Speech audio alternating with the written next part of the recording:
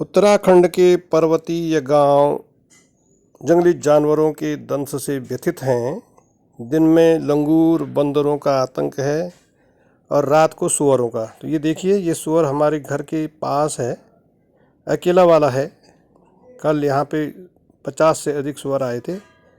अकेला सुअर देखो कितना बड़ा है और भारी नुकसान ये करते हैं। और अभी शाम का समय है, अभी लोगों का सब जगे हुए हैं, खाना नहीं हुआ है और ये पहुंच गया है घर के पास। डरते भी नहीं हैं, पत्थर फेंको, पटाखे जलाओ, कुछ भी करो, लेकिन ये डरते नहीं हैं।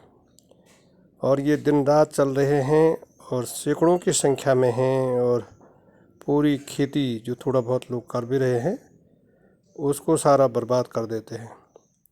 दिन में बंदर और लंगूर, एक लंगूर लगभग 30 बंदरों के बराबर नुकसान करता है। और वो भी इतने ज़िद्दी हो गए हैं, वो भी नहीं डरते।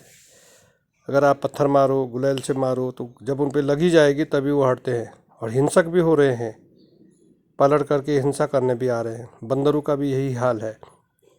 सारी खेती, सारी फसल, सारे फल सब्जियां सब बर्बाद करते हैं। दिन भर लोग परेशान हैं बंदरों को भगाते भगाते, और रात को सुअर। तो अगर इस पे कोई ठोस नीति नहीं बनती है सरकारों द्वारा, तो ये बेईमानी होगी कि हम रिवर्स पलायन की बात करें, गाँव को पुनः आबाद करने की बात करें। क्योंकि अगर इन जंगली जानवरों से निजात देने में शासन प्रशासन असफल रहता है, कोई नीति नहीं बनाता है, तो थक हार करके जो लोग खेती आज कर भी रहे हैं वो खेती छोड़ देंगे। इन सुअरों का आतंक इतना बढ़ गया है कि ये जो सिंचित क्षेत्र हैं, जहाँ बहुत अच्छी धान की फसल होती है, तो वहाँ भी ये पहुँच गए हैं। और वहाँ तो ये ज़्यादा ही आतंक कर रहे हैं, क्योंकि सुअर को मिट्टी पानी बहुत पसंद है। तो ये उन शेरों में, उन खेतों में दिन रात पड़े रहते हैं और फसल बिल्कुल 100% फसल को नुकसान पहुँचा, ख़त्म कर देते हैं। तो किसान कितना सहन करेगा? वो थक हार करके मजबूरन अब उसको अपनी ये खेती बंद करनी ही पड़ेगी देर सवेर। बहुत सारे गांव हैं जो पूरी तरह से बंजर हो गए हैं, और केवल इन जंगली जानवरों के आतंक की वजह से।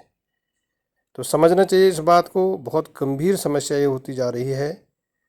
और अभी भी समय है कि इनके लिए कोई ठोस नीति बनाई जाए, और किसान की खेती इन जानवरों से, इन दोनों के बीच में एक